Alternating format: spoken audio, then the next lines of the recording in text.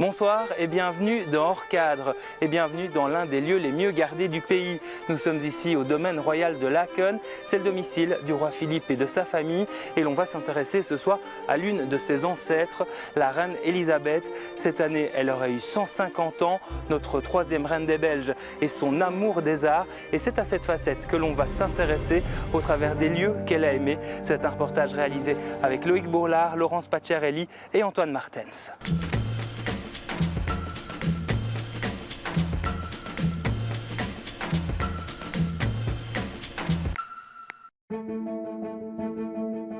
Elle est sûrement la reine des Belges qui a le plus influencé son temps.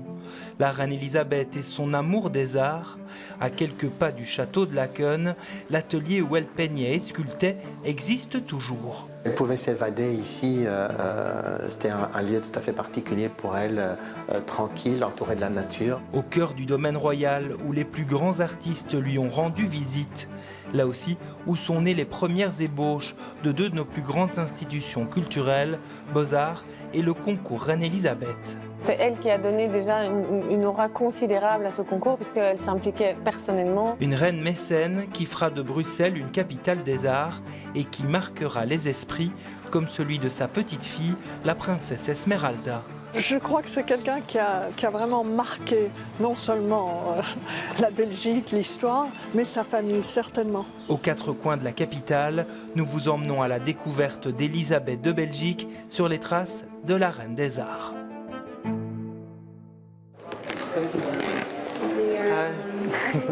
Bonjour. Quel est votre nom? Gabriel. Gabriel Guigné. Ok, d'accord. Un peu de stress dans la voix, Gabriel est l'un des candidats du concours Reine Elisabeth cette année. Et aujourd'hui, place aux dernières répétitions. Vous avez 5 minutes pour jouer. Ouais. Et alors vous êtes le dernier de tout ça. Pour ce jeune violoncelliste français, le rêve d'une vie, de participer au concours. C'est impressionnant d'arriver ici pour la première fois? Oui, c'est sûr, c'est sûr. Ça fait tout drôle, ça fait un moment que j'attends ce moment. Donc, le concours Reine Elisabeth, ça a toujours été... étant petit, j'en ai toujours entendu parler, je regardais et je me disais... c'est fou, j'aimerais tellement pouvoir le faire plus tard. Et puis l'occasion se présente et je suis tellement content d'être ici. Aujourd'hui, ce concours est l'un des plus prestigieux au monde pour la musique classique.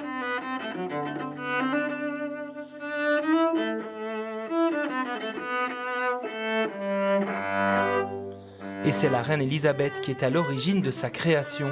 Nous sommes en 1937. Le concours est fondé pour rendre hommage à Eugène Ysaÿe, son illustre professeur, et porte donc d'abord le nom du grand violoniste.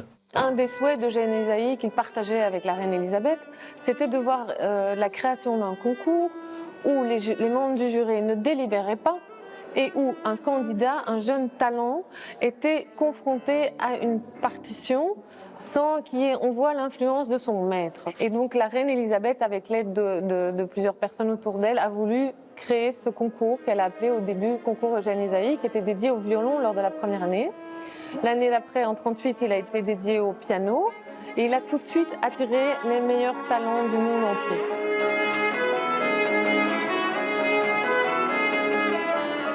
Après la Seconde Guerre mondiale, le concours change de nom. Il porte désormais celui de la reine, qui en restera une grande fidèle. Elle va y assister chaque année. Je veux dire, de 51 à 65, je pense qu'elle n'a pas dû rater une seule édition du concours. Elle s'impliquait aussi, on voit dans les archives que la reine Elisabeth maintenait une correspondance avec les musiciens. La reine allait leur rendre visite, adorait discuter avec eux. On voit plein de photos dans les jardins de la chapelle où elle échange avec ces jeunes musiciens et on sent qu'elle est musicienne elle-même et qu'elle maîtrise évidemment la musique.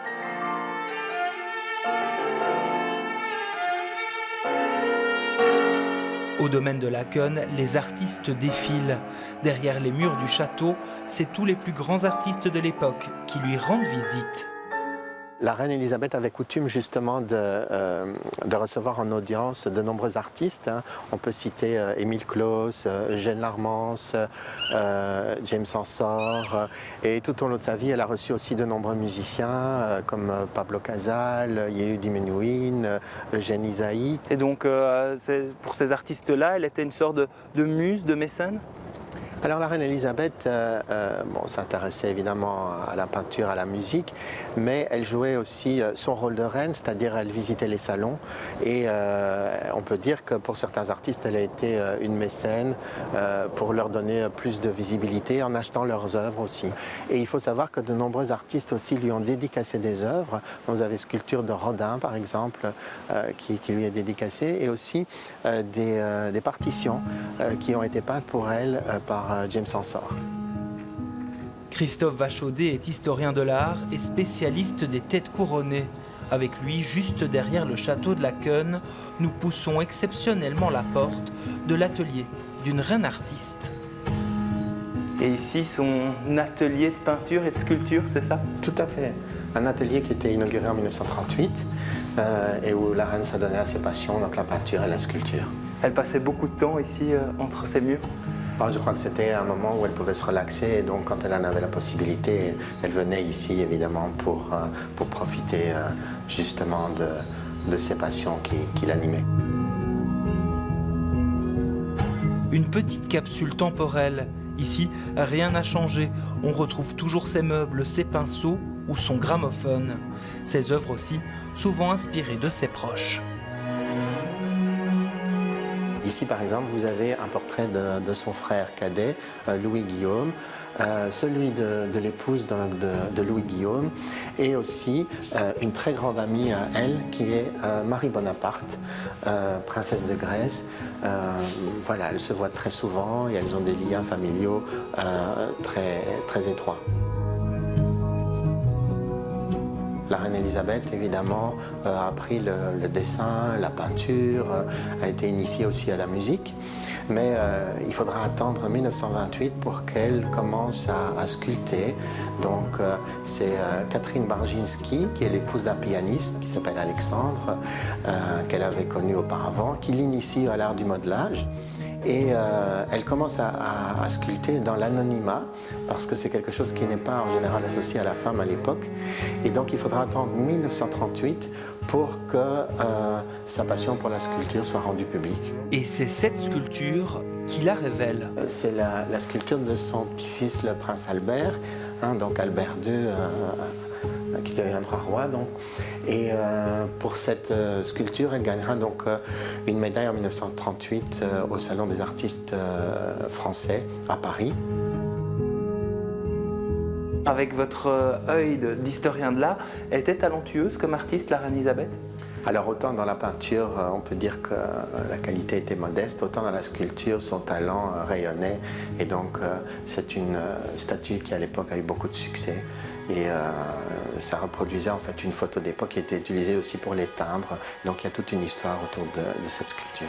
À l'époque, son talent était reconnu au-delà du fait que c'était le talent d'une reine? Disons que elle ne voulait pas trop de publicité, donc, mais elle a été exposée en tout cas dans différents salons. Ici aussi ses peintures et sa plus connue, fleurie et champêtre comme un clin d'œil au cerf royal, juste à côté de l'atelier.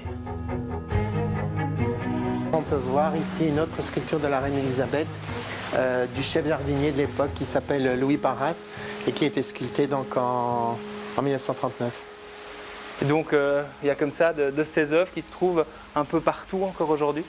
Certaines sont au palais, certaines sont dans les musées, puisqu'elle a sculpté tout de même pendant de nombreuses années.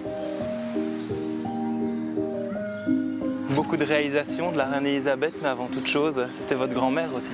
C'est vrai, c'est un aspect personnel qui est très important pour moi, parce que c'est un personnage historique que j'admire et avec lequel je sens beaucoup d'affinité. La princesse Esmeralda a connu la reine Elisabeth jusqu'à ses 9 ans et son décès en 1965. Elle a exceptionnellement accepté de nous partager ses souvenirs. Elle jouait du violon. Il y a cette fameuse phrase où on a dit qu'elle jouait délicieusement mal. Je ne sais pas si c'est vrai, on disait la même chose d'Einstein, avec qui elle jouait du violon, mais elle adorait ça. J'ai été frappée quand j'ai lu ses carnets intimes du fait qu'elle répétait tous les jours. La musique avait une place incroyable dans sa vie. Non seulement elle-même répétait, mais elle allait à des répétitions, elle écoutait à la radio, elle allait à des concerts bien sûr, donc c'était une discipline énorme. Le roi Philippe est maintenant un adepte du piano. Et je sais que ma grand-mère essayait avec ses petits-enfants, et là c'est arrière-petit-fils, de leur inculquer le goût de la musique et qu'elle était très heureuse par exemple que le roi Albert pratique aussi le violon. Si la fille de Léopold III ne garde aucun souvenir de voir sa grand-mère peindre ou jouer de la musique, c'est ses grands accomplissements qu'elle garde à l'esprit. Le fait que dans ces années-là, début des années 60, elle ait eu le courage d'aller en Union soviétique à l'époque et en Chine, avec en fait une vue que bien plus tard tout le monde a acceptée, que le monde était ouvert à tous et elle pensait vraiment que la musique était un facteur de paix. Et malheureusement, elle n'est plus là aujourd'hui, elle souffrirait beaucoup de voir tout ce qui se passe et je pense qu'elle pousserait encore le fait que l'art et la musique sont un moyen de mettre les peuples en contact. Le volet privé, comment est-ce qu'elle était avec vous notamment? Elle était assez affectueuse comme grand-mère et j'ai des cartes, j'ai des livres qu'elle m'a dédicacés comme à ses autres petits-enfants. Et j'ai le souvenir d'une personne très petite. Moi-même, j'étais très petite, donc il y avait une proximité et très élégante. Et oui, une femme extraordinaire. Bonjour, bonjour. Bonjour, enchantée. Merci de nous accueillir à Beaux-Arts. Bienvenue au Palais des Beaux-Arts. Le Palais des Beaux-Arts, là encore né dans l'esprit de la reine Elisabeth. Sophie en est l'une des archivistes, elle veille sur ces petits trésors, comme ce document qui relate l'inauguration du bâtiment. Dans son discours d'inauguration, Adolphe Max s'adresse au roi qui est présent. La reine est absente parce qu'elle est malade. Mais donc, Adolphe Max commence son discours en disant « Sire, m'ayant fait un jour l'honneur de m'appeler au palais, c'était en 1913, le roi me dit que la reine et lui souhaitaient la création à Bruxelles d'un palais des beaux-arts qui fut un temple dédié à la musique et aux arts plastiques. » À cette époque-là, elle a vraiment fait ce qu'on pourrait appeler aujourd'hui du lobbying pour que l'institution soit créée. Oui, absolument. Il y a une vraie demande du couple royal avant la Première Guerre mondiale au bourgmestre Adolphe Max de créer ou de réfléchir à un lieu dans la ville où on va pouvoir créer cette institution. Il y a évidemment la guerre, donc tout s'arrête. Et après la guerre, cette idée revient sur le devant de la scène, aussi parce qu'on est dans cette période où on veut remettre la Belgique au sein de la carte des nations internationales. Et à ce moment-là, finalement, elle utilise vraiment à la fois son nom, son réseau, ses contacts pour mener à cette fondation-là. Elle va écrire des lettres, etc. Elle va écrire des lettres et elle va aussi s'entourer de gens qu'elle connaît déjà. Donc, par exemple, c'est pas tout à fait un hasard si Adolphe Max demande à Henri Leboeuf de participer au conseil d'administration et d'être la cheville ouvrière de la création du palais, parce que Henri Leboeuf, c'est aussi quelqu'un qui est, on se souvient très bien qu'il est banquier et que c'est un grand mécène et un amateur d'art. Donc on a vu ces documents ici dans le salon royal, ce palais des beaux-arts à l'époque. Elle en a vraiment accompagné la construction, architecturalement, la déco aussi. Oui, tout à fait. Elle va suivre l'entièreté du processus, depuis la création jusqu'à l'inauguration. Elle va suivre toute la vie artistique du palais par la suite. Et elle va aussi être tout à fait je ne vais pas dire en amitié, mais elle a une vraie relation avec notamment Victor Horta. Et quand Horta décède, on va inaugurer un buste à sa mémoire dans le palais. Cette inauguration a lieu en 1949 et la reine est présente. Une institution qui porte donc encore l'héritage de notre reine artiste, 60 ans après son décès, elle qui aura fait des arts une passion et un sacerdoce.